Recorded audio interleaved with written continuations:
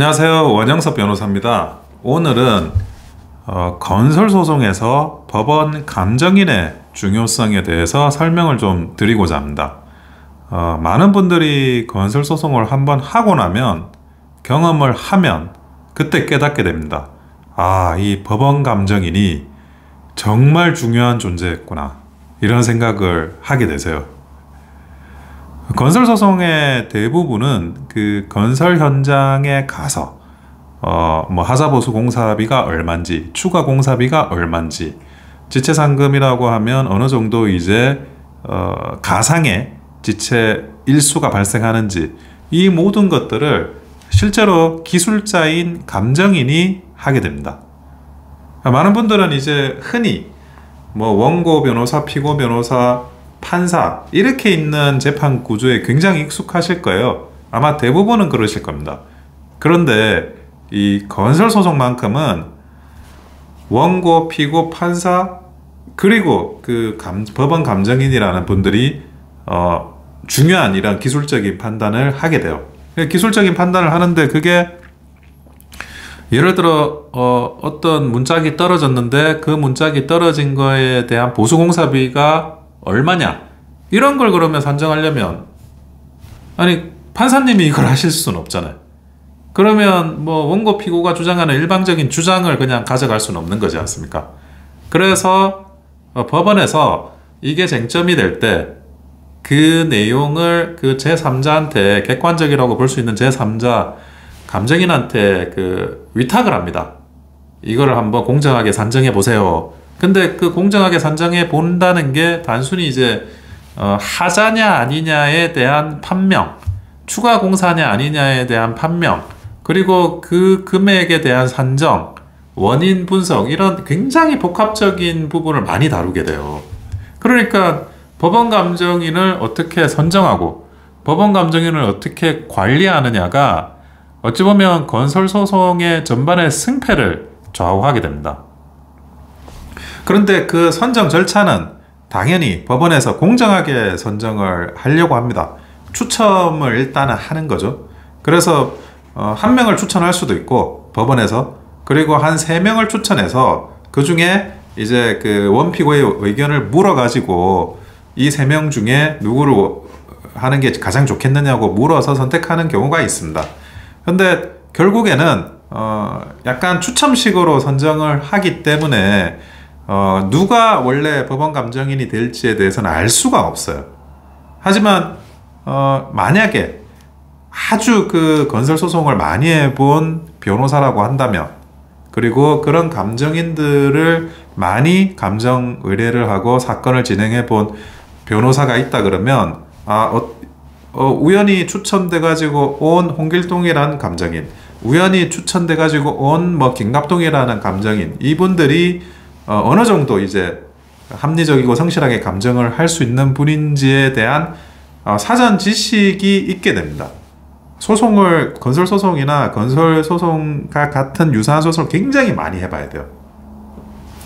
저희 사무실 같은 경우에는 1년에 한 70~80%가 그 법원 감정인이 선정이 되는 그런 류의 소송을 많이 하고 있습니다. 건설부동산 소송을. 그렇기 때문에 과거에 한 15년간 어떤 분은 또 잘하신 분들이 계시고 우연히 추첨으로 배정이 되지만, 또 어떤 분들은 또 조금 이제 특이한 관점을 가지고 계신 분들도 계시고, 그런 이제 어떤 경험이나 이런 것들이 많이 쌓여져 있는 상황입니다.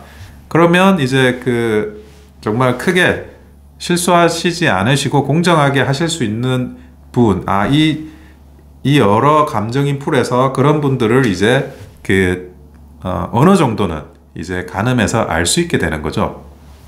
그런데 물론 이제 그렇다고 해서 추첨으로 1명 선정되고 그 추첨으로 3명 선정되는 그 과정에 물론 이제 우리 같은 변호사가 개입하는 건 아니에요.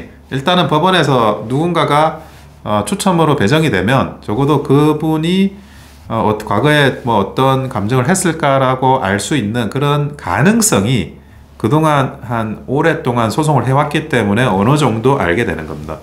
그리고 이 감정인이 여러분들 경험이 적은 감정인들이 선정이 될 경우에 굉장히 그 특이하게 그 감정 결과가 엇나가는 경우가 있습니다.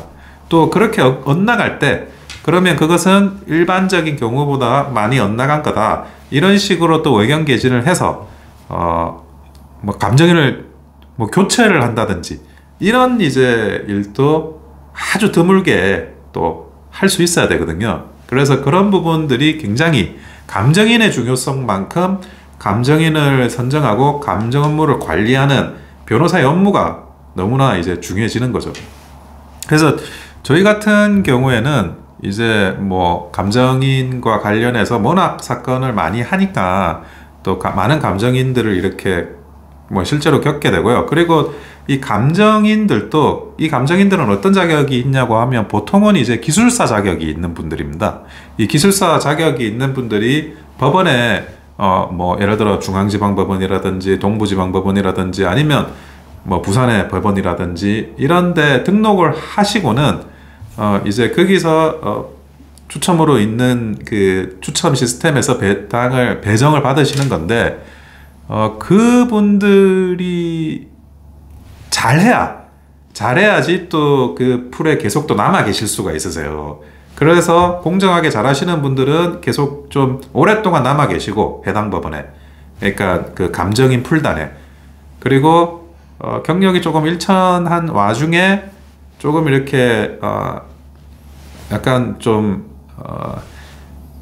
조금 공정성하고는 거리가 먼 어떤 조금 특이한 이런 감정을 하신 분들은 그게 사후적으로 배제되는 그런 유형의 관리가 있다는 걸로 제가 알고 있습니다. 그러다 보니까 공정하게 잘하시는 분은 또 오래 남아서 또 계속 하세요.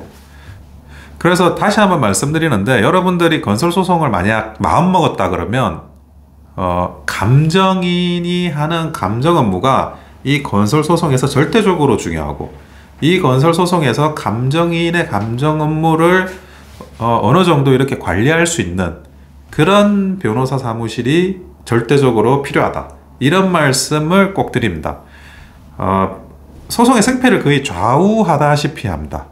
그리고 워낙 건설소송은 서류가 많고, 그 수많은 서류를 근본적으로 이렇게 소화해가지고 다루는 사람들이 법원의 감정인이 있기 때문에 거기에서 많은 어떤 소송의 승패가 좌지우지될 수 있다라는 것을 충분히 숙지하시고, 그리고 나서 이제 건설소송에 대한 어떤 뭐 변호인이나 이런 분들을 섭외를 하시는 게 반드시 필요하다라는 말씀을 드리겠습니다.